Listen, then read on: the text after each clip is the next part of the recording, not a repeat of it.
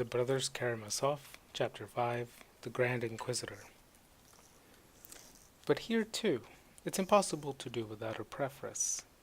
A literary preface. That is, pah, Ivan laughed. And what sort of writer am I? You see, my actions take place in the 16th century, and back then, by the way, you must have learned this in school. Back then it was customary in poetic work to bring higher powers down to earth. I don't need to mention Dante. In France, court clerks as well as monks in the monasteries gave whole performances. In France, court clerks as well as monks in the monasteries gave whole performances in which they brought the Madonna, angels, saints, Christ, and God himself on stage. At the time it was all done quite artlessly. In Victor Hugo's Notre Dame de Paris, in the Paris of Louis XI, to honor the birth of the French Dauphin, an edifying performance is given free of charge for the people in the city hall, entitled Le Bon Jugement de la Très Sainte et Gracieuses Vierge Marie, in which she herself appears in person and pronounces her bon judgment. With us in Moscow in pre-Petrine antiquity, much the same kind of dramatic performances, especially from the Old Testament, were given from time to time, but besides dramatic performances, there were many stories and verses floating around the world in which saints, angels, and all the powers of heaven took part as needed.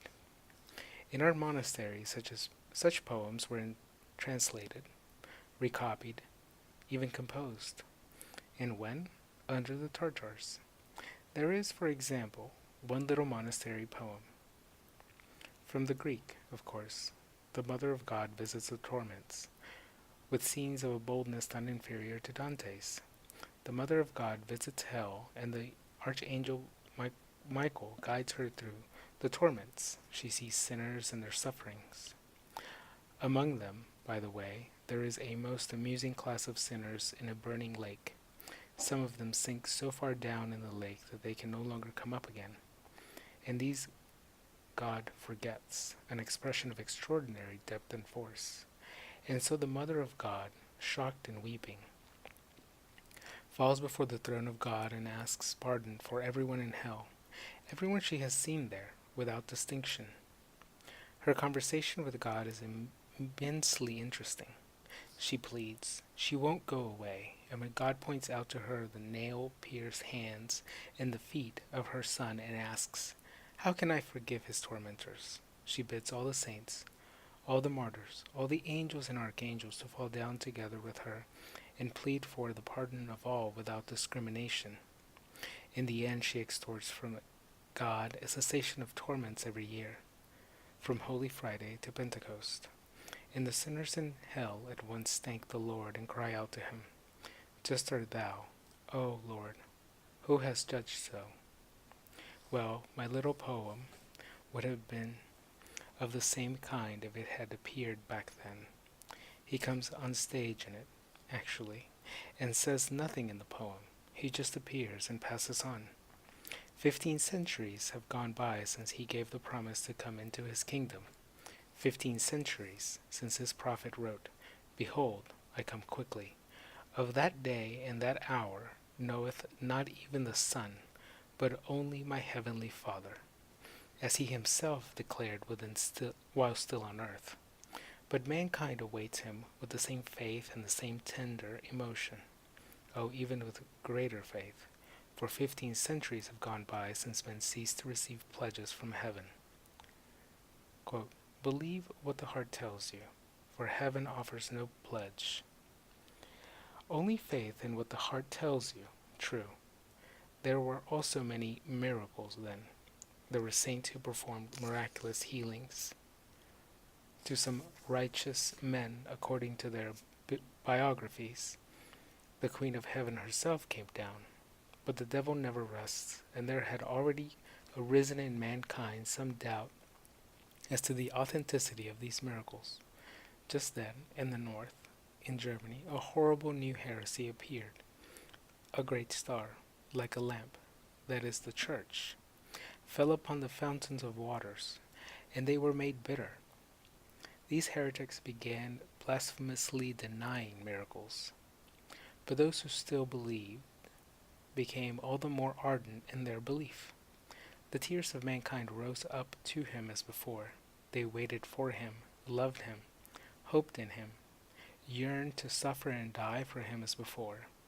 And for so many centuries mankind had been pledging with faith and fire, God our Lord, reveal thyself to us. For so many centuries they had been calling out to him, that he is in his immeasurable compassion desired to descend to those who were pleading. He had descended even before then. He had visited some righteous men, martyrs, and holy hermits while they were still on earth, as is written in their lives. Our own Tyutchev, who deeply believed in the truth of his words, proclaimed that, bent under the burden of the cross, the King of Heaven in the form of a slave walked the length and breadth of you, blessing you, my native land. It must needs have been so, let me tell you, and so he deserved to appear to people, if only for a moment, to his tormented, suffering people, rank with sin, but loving him like children. My action is set in Spain, in Seville, in the most horrible time of the Inquisition, when fires blazed every day to the glory of God, and, in the splendid auto de fe, evil heretics were burnt. Oh, of course, this is not that coming in which he will appear, according to his promise, at the end of time in all his heavenly glory, in which will be as sudden as lightning that shineth out of the east unto the west. No, he desired to visit his children, if only for a moment, and precisely where the fires of the heretics had begun to crackle. In his infinite mercy, he walked once among men, in the same human image in which he had walked for 3 years among men 15 centuries earlier. He came down to the scorched squares of a southern town where they just the day before, in a splendid auto de fe, in the presence of the king, the court, knights, cardinals, and the loveliest court ladies, before the teeming populace of all Seville, the Cardinal Grand Inquisitor had burnt almost 100 heretics at once. Ad majorem gloriam Dei. He appeared quietly, inconspicuously, but strange to say, everyone recognized him. This could be one of the best passages in the poem. I mean, why is it exactly that they recognize him? People are drawn to him by an invincible force. They flock to him, surround him, follow him. He passes slightly among them with a quiet smile of infinite compassion. The sun of love shines in his heart. Rays of light, enlightenment, and power stream from his eyes, and pouring over the people, shake their hearts with responding love. He stretches forth his hands to them, blesses them, and from the touch of him, even only for his garments, come a healing power. Here an old man, blind from childhood, calls out from the crowd, Lord, heal me so that I, too, can see you. And it is as if the scales fell from his eyes, and the blind man sees him. People weep and kiss the earth he walks upon. Children throw down flowers before him, sing and cry, Hosanna to him. It is he. It's really he. Everyone repeats. It must be he. It can be no one but he. He stops at the porch of the Seville Cathedral at the very moment when the child's little, open, white coffin is being brought in with weeping. In it lies a 7-year-old girl, the only daughter of a noble citizen. The dead child is covered with flowers. He will rise, your child, people in the crowd shout to the weeping mother. The cathedral padre, who has come out to meet the coffin, looks perplexed and frowns. Suddenly a wail comes to the dead child's mother. She throws herself down at his feet. If it is you, then raise my child. she exclaims, stretching her hands out to him. The procession halts. The little coffin is lowered down onto the porch at his feet. He looks with compassion, and his lips once again softly utter, Talita Kumi, and the damsel rose. The girl rises in her coffin, sits up, and smiling, looks around in her wide-eyed astonishment. She is still holding the bunch of white roses with which she had been laying in the coffin. There is a commotion among the people, cries, weeping. At this very moment, the cathedral Grand Inquisitor himself crosses the square in front of the cathedral. He is an old man, almost 90, tall and straight, with a gaunt face and sunken eyes, from which a glitter still shines like a fiery spark.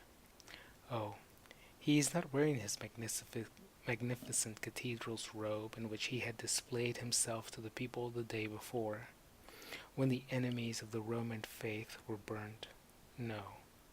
At this moment he is wearing only the old, coarse, monastic cassock.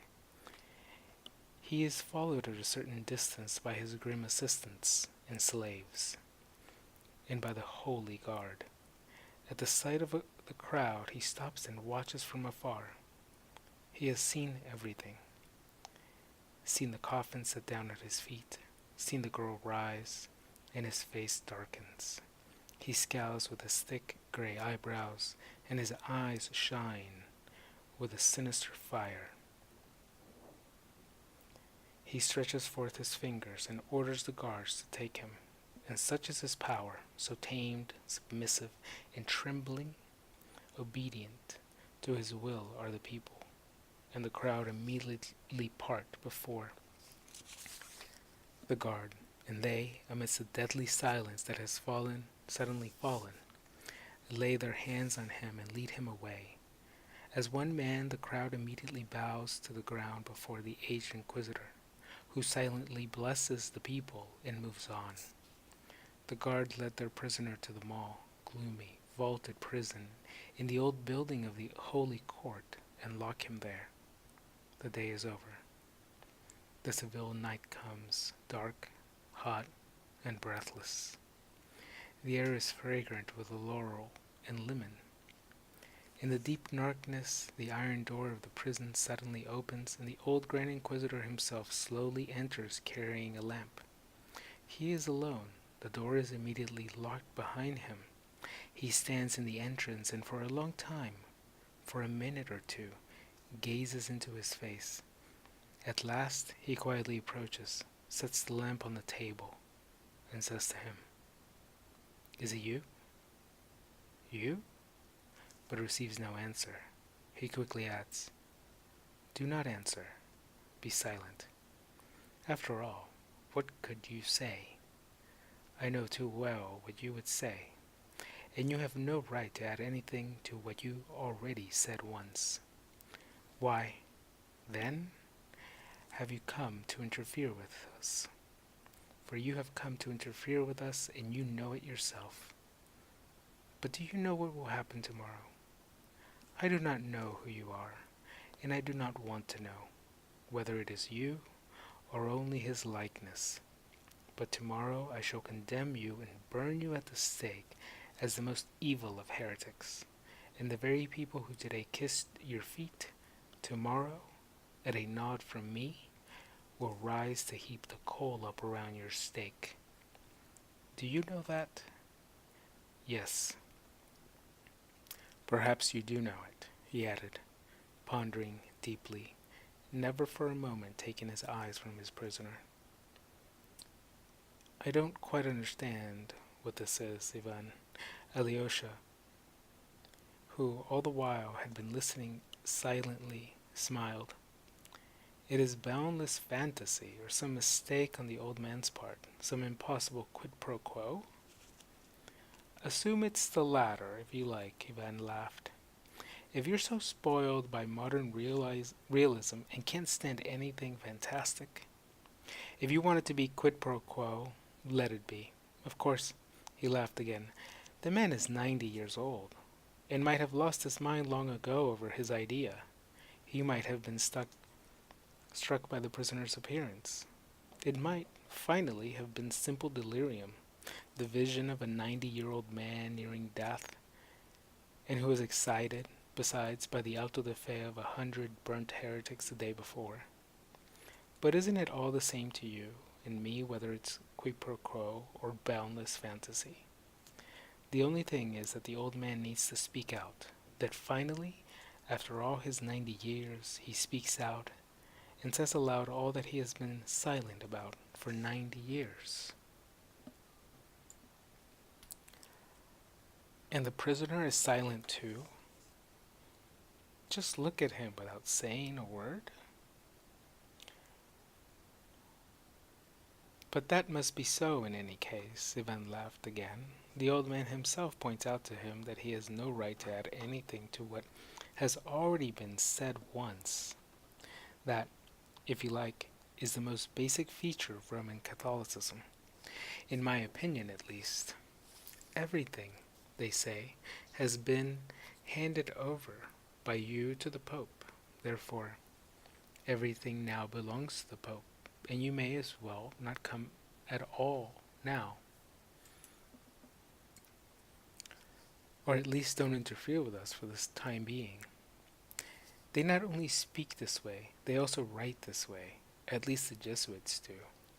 I've read it in their theologians myself. Have you the right to proclaim to us even one of the mysteries of that world from which you have come? My old man asks him, and answers the question himself. No, you have not. Not as not a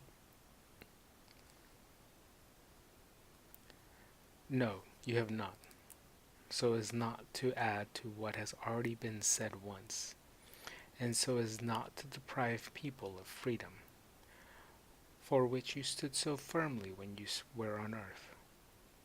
Anything you proclaim anew will encroach upon the freedom of men's faith, for it will come as a miracle.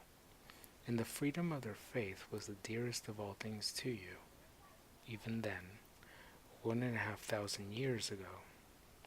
Was it not you who so often said then, I want to make you free?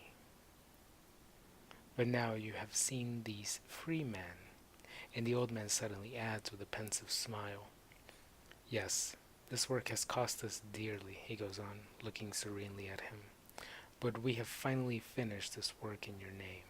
For 1,500 years we have been at pains over this freedom, but now it is finished, and well finished. You do not believe that it is well finished? You look at me meekly, and do not deign even to be indignant with me? Know, then, that now, precisely now, these people are more certain than ever before that they are completely free, and at the same time, they themselves have brought us their freedom and obediently laid it at our feet.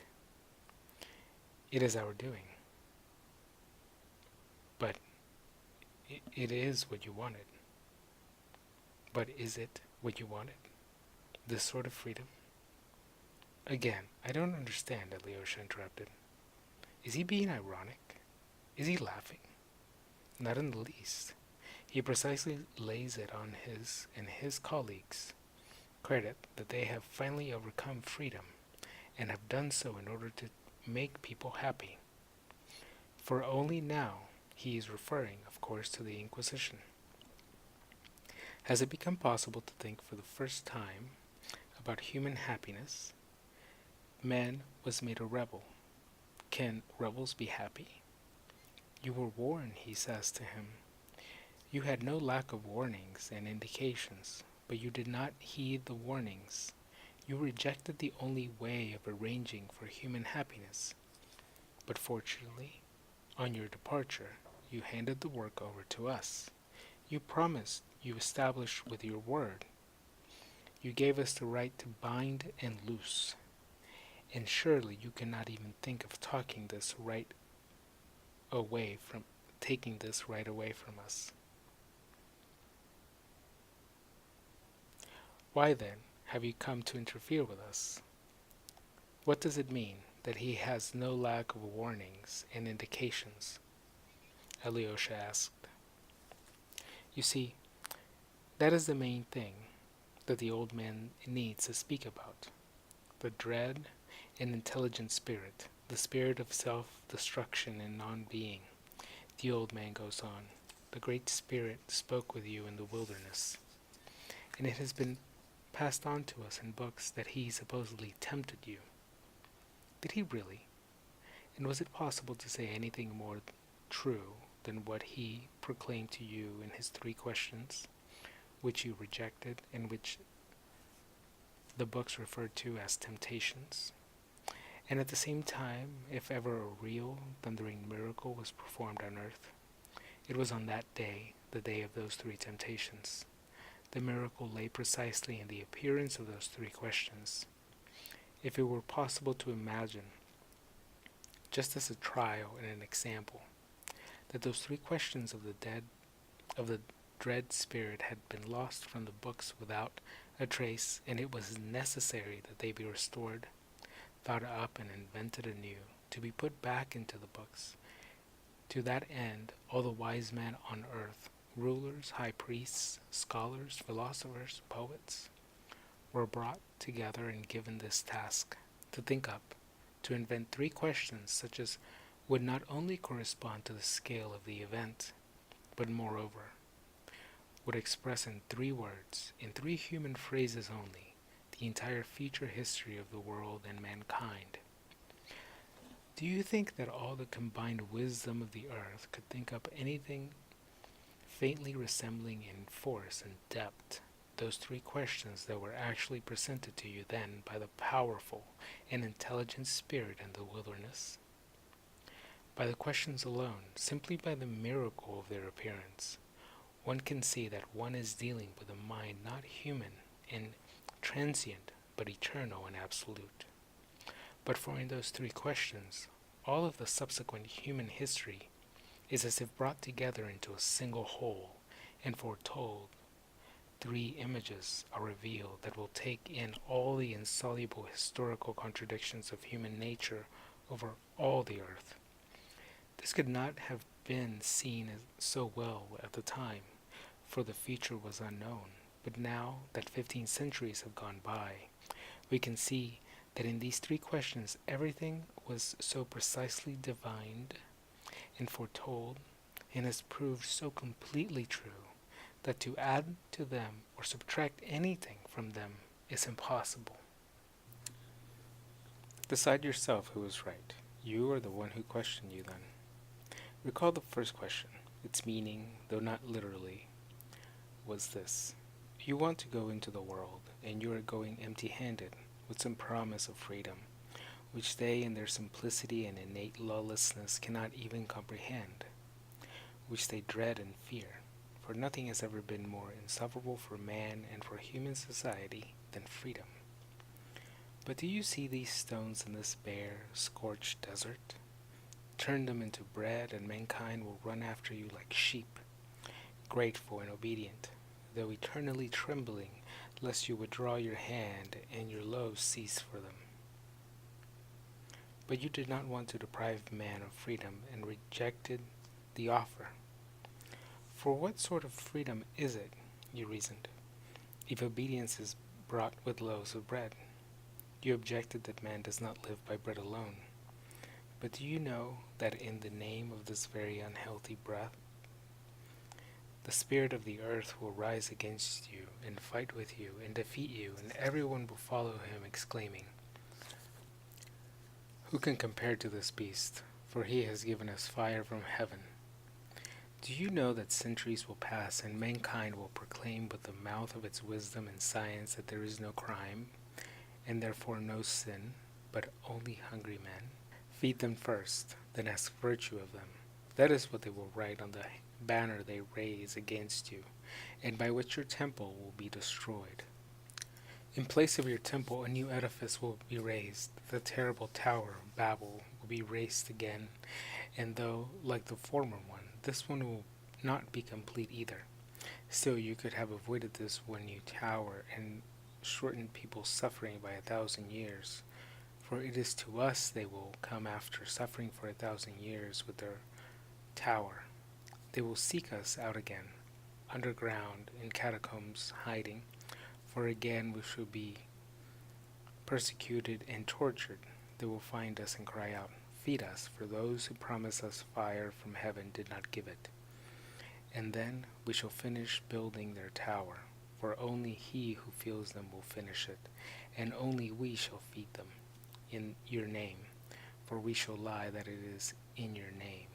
Oh, never, never will they feed themselves without us. No science will give them bread as long as they remain free. But in the end, they will lay their freedom at our feet and say to us, "Better that you enslave us, but feed us." They will finally understand that freedom and earthly bread and plenty for everyone are inconceivable together. For never, never will they be able to share among themselves. They will also be convinced that they are forever incapable of being free, because they are feeble, depraved, nonentities, and rebels.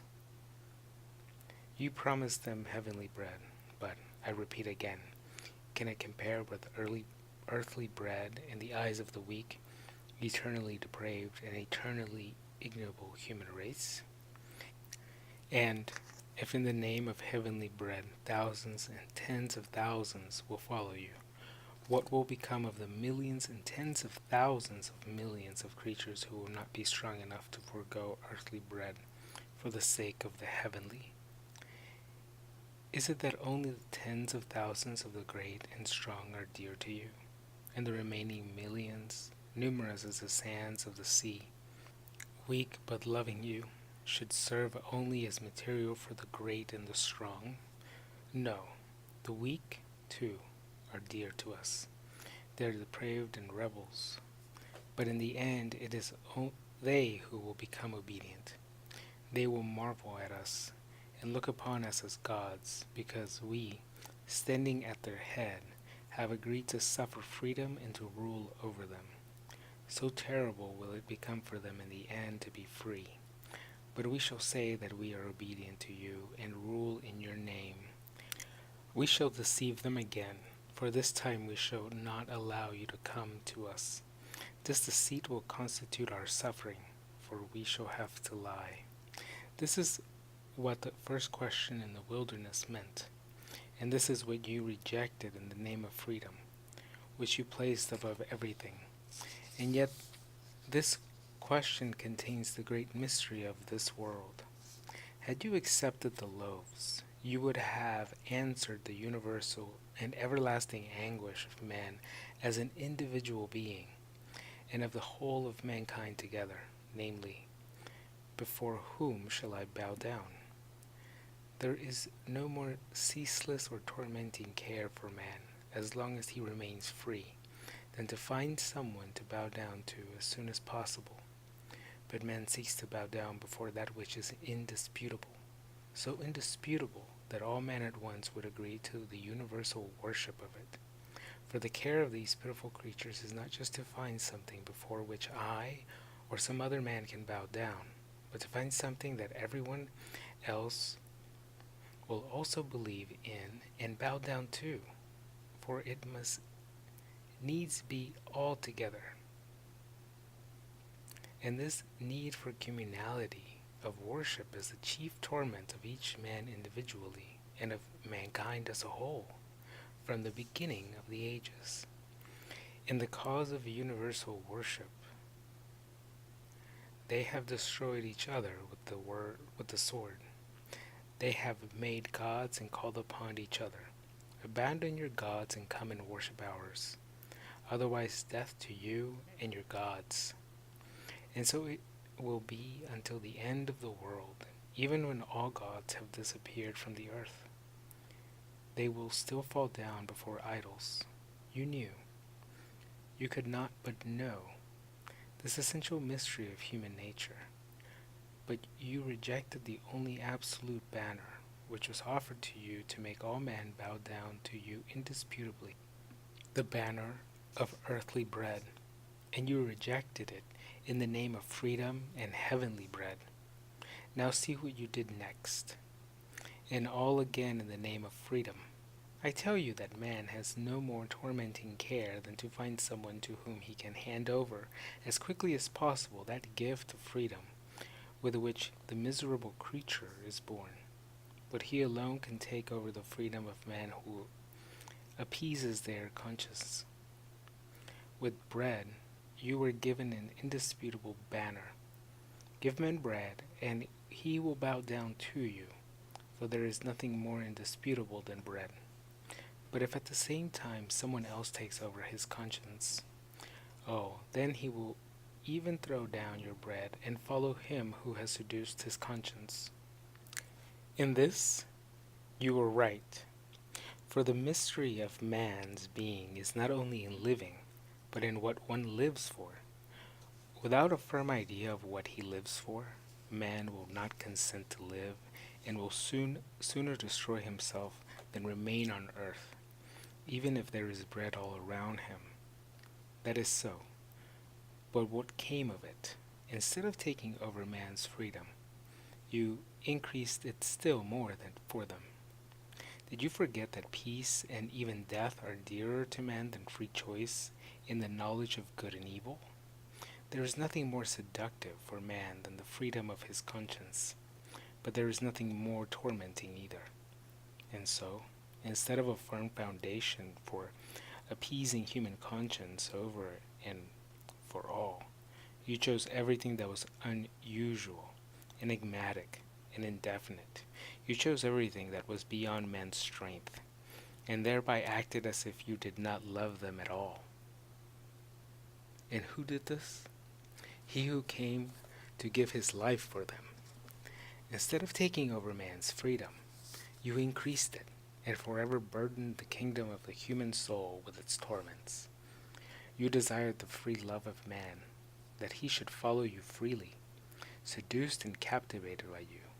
Instead of the firm ancient law, man had henceforth to decide for himself, with a free heart, what is good and what is evil, having only your image before him as a guide. But did it not occur to you that he would eventually reject and dispute even your image and your truth if he was oppressed by so terrible a burden as freedom of choice?